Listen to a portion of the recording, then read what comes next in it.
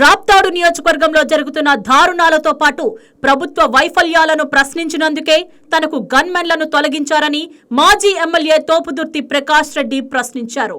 జిల్లా పార్టీ కార్యాలయంలో ఆయన మాట్లాడుతూ తాను లేవనెత్తిన ప్రశ్నలకు సమాధానం చెప్పలేక గన్మెన్లను తొలగిస్తారా అంటూ ఆగ్రహం వ్యక్తం చేశారు. లోకేష్ తొలిసారి మంత్రి అయ్యాడని అసలు రాప్తాడు వంటి ప్రాంతంలో జరుగుతున్న దారుణాల గురించి తెలుసుకోవాలన్నారు.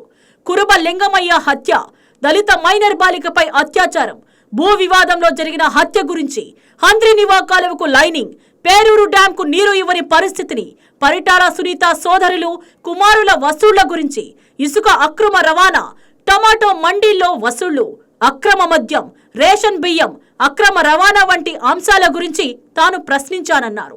పాపంపేటలో అమాయక ప్రజల భూములు కాజేసేందుకు ప్రయత్నాలు జరుగుతున్నాయని, దీనిని నేను అడ్డుకుంటున్నాను అన్న ఉద్దేశంతోనే నారా లోకేష్ దృష్టికి తప్పుడు సమాచారం ఇచ్చి గన్మెన్లు లేకుండా చేశారన్నారు. తనకు ప్రాణహాని ఉందని, 10 ఏళ్ల పాటు గన్మెన్లు ఉండాలని గతంలో నివేదిక ఉందని, అయితే ఇప్పుడు కనీస సమాచారం ఇవ్వకుండా తొలగించారన్నారు. నేను వాస్తవాలు చెబుతుండడం నచ్చక వాస్తవాలు వెలుగులోకి వస్తున్నాయని అక్కసుతో గన్మెన్లను తొలగించారన్నారు.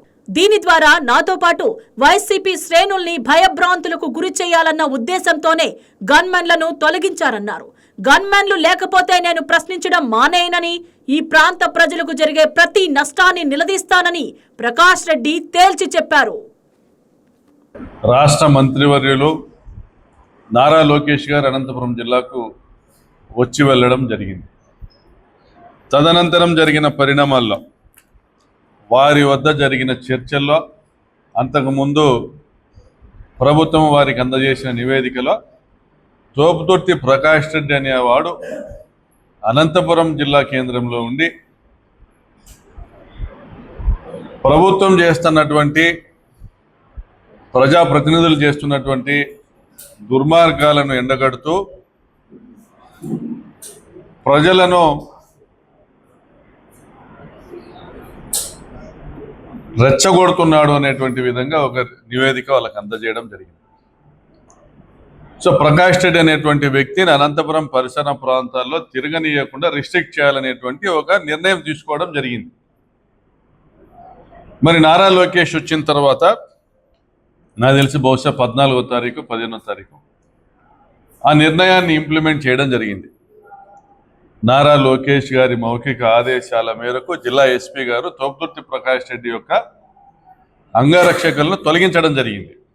ఏమయ్యా తోపుదుర్తి ప్రకాష్ రెడ్డి చేసిన పాపం ఏమంటే, ఈ ప్రాంతంలో రాప్తాడు నియోజకవర్గంలో, అనంతపురం చుట్టుపక్కల ప్రాంతంలో, ధర్మవరంలో, కొన్ని జిల్లాలో ఎక్కడైనా కానీ దుర్మార్గాలు, దారుణాలు, దౌర్జన్యాలు జరుగుతుంటే ప్రశ్నిస్తా రావడం, ప్రశ్నించడము, ప్రభుత్వాన్ని నిలదీయడము, బాధితుల పక్షాన నిలబడడం, బలహీనుల పక్షాన నిలబడడం తోపుదుర్తి ప్రకాష్ రెడ్డి కంటకప్రాయంగా మారినాడు ఈ ప్రభుత్వానికి.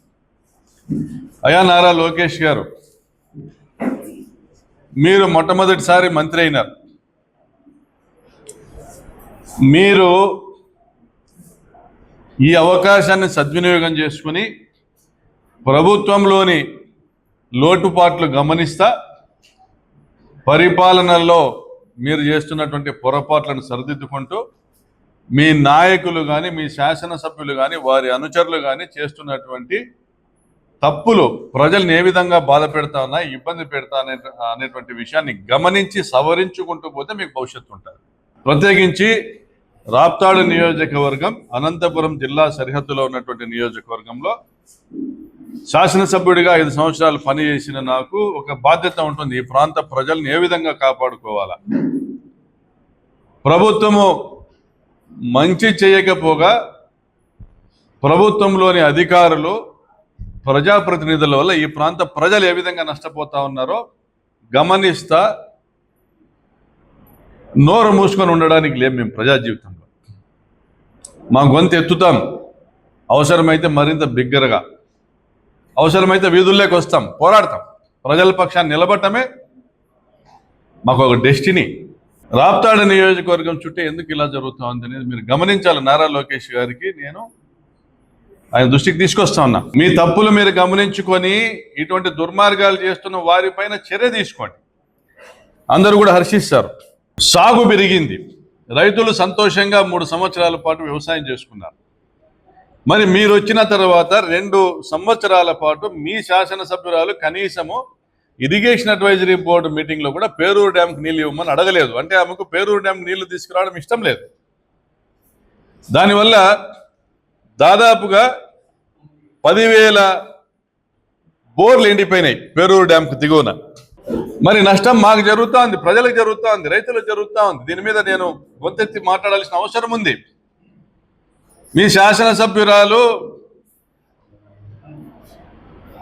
ఆమె మరి చెవిలో ఏం పోసుకుందో ఏమో కానీ ఆమెకి ఎవరి ప్రజలకు కూడా వినపడదామె. ఆమె తమ్ముళ్ళు, ఆమె కొడుకులు ఊర్లు పంచుకున్నారు. దొంగలు ఊర్లు పంచుకున్నట్టు పంచుకున్నారు, దోచుకుంటున్నారు. ఉపాధి కూలీల నుండి వారానికి 300 రూపాయలు వసూలు చేస్తున్నారంట. సిగ్గు కాదా? మళ్ళీ పంచాయతీరాజ్ శాఖ మంత్రి ఏం చేస్తా ఉన్నాడు? వారానికి 300 రూపాయలు ఒక్కొక్క జాబ్ కార్డు హోల్డరు. అంటే మా దగ్గర దాదాపు 1,00,000 మంది జాబ్ కార్డు హోల్డర్స్ ఉన్నారు, యాక్టివ్ వర్కర్స్ ఉన్నారు, ఉపాధి హామీ కూలీలు ఉన్నారు. వారు ఒక్కొక్కరు వారానికి 300 రూపాయలు కట్టాలంటే వారానికి 3 కోట్ల రూపాయలు వసూలు. మరి ఇది ఎవరి జోబు లేకపోతా ఉన్నాయి? దీనికి ప్రశ్నించకూడదా? ఎఫ్పి షాపుల నుంచి అంటే రేషన్ షాపుల బియ్యం పేదలకు అందాల్సిన బియ్యాన్ని కూడా గత 25 సంవత్సరాలుగా అమ్ముకుంటా ఉన్నారు. సివిల్ సప్లైస్ ట్రాన్స్పోర్ట్ కూడా పరిటాల సునీతకు సంబంధించిన వాళ్ళే చేస్తారు 25 సంవత్సరాలుగా. ఇక్కడ ఇదే బియ్యము అమ్ముకోవడంలో అనంతపురం శాసనసభ్యులకు, రాప్తాడు శాసనసభ్యులకు మధ్య వివాదం కూడా జరిగింది. దానికి సంబంధించి ఆడియో కూడా వైరల్ అయింది. ఇదే 14 సెంట్లకు సంబంధించిన 68 సెంట్లు 14 ఇండ్లకు సంబంధించి డెమాలిష్ అయినాయో ఆ 68 సెంట్ల భూమి దగ్గరికి ఒక లాయర్ని తీసుకొచ్చి శ్రవణ్ కుమార్ అనే వ్యక్తి మరో కొత్త బిచ్చగాన్ని తీసుకొని వచ్చి శరబారెడ్డి అంటారు, మరో కొత్త బిచ్చగాన్ని తీసుకొచ్చి అక్కడ ఉన్నటువంటి బాధితులను బెదిరిస్తా, అడ్డుకోబోయిన ప్రజల్ని బెదిరిస్తా తోస్తా ఉన్నారు.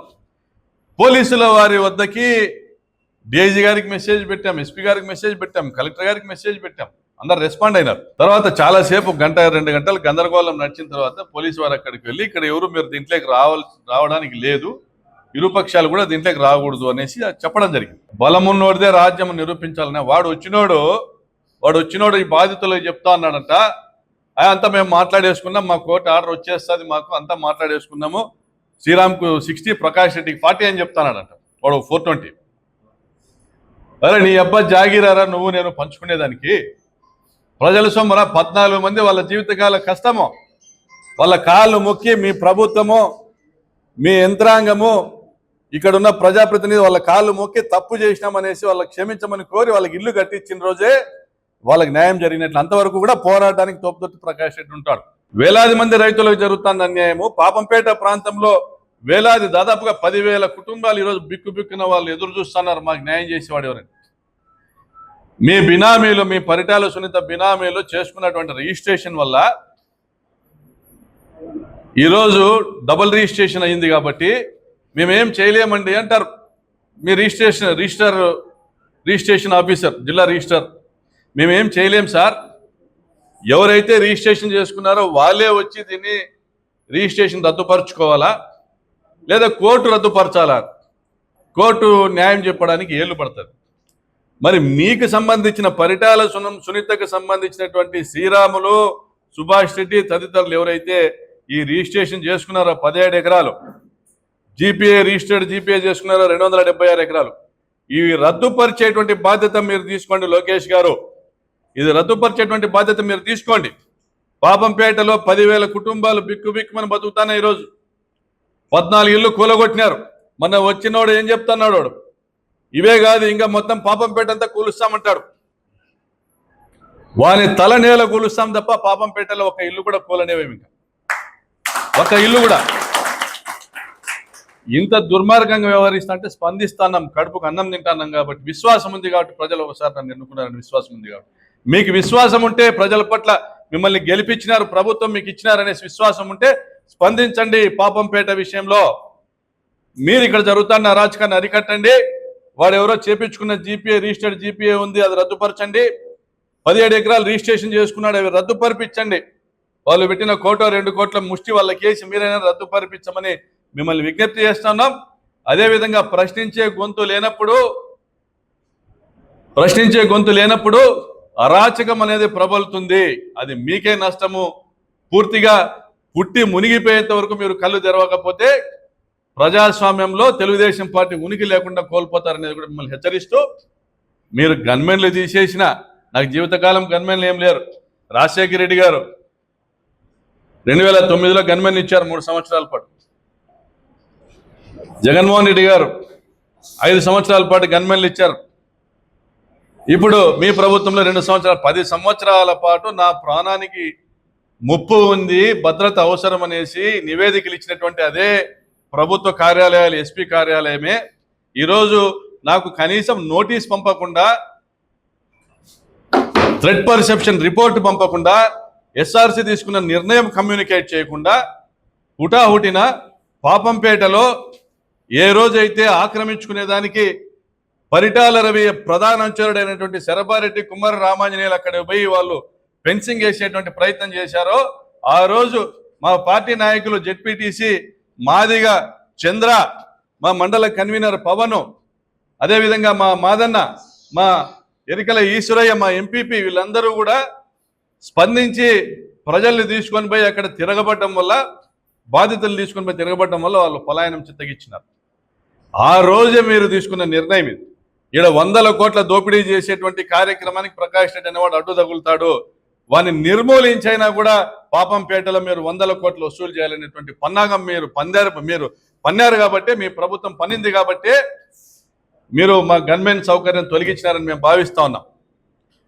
అది కూడా కోర్టు సెలవులు ఉన్నాయి కాబట్టి, హైకోర్టు వెకేషన్ ఉంది, ఈ 30 రోజులు భద్రత లేకుండా తిరగలేడు అనేది మీ కుటీల ఆలోచన.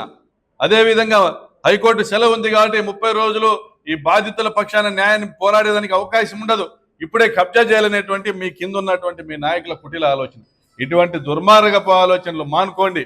మీరు కాకపోతే న్యాయస్థానం ఉంది, న్యాయస్థానం లేకపోతే ప్రజా కోర్టు ఉంది.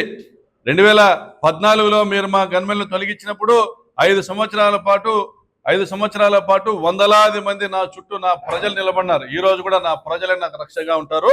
రాప్తాడు నియోజకవర్గంలో ఎక్కడ అన్యాయం జరిగినా ప్రశ్నిస్తానే ఉంటాను. ఖబర్దార్ లోకేష్ బాబు.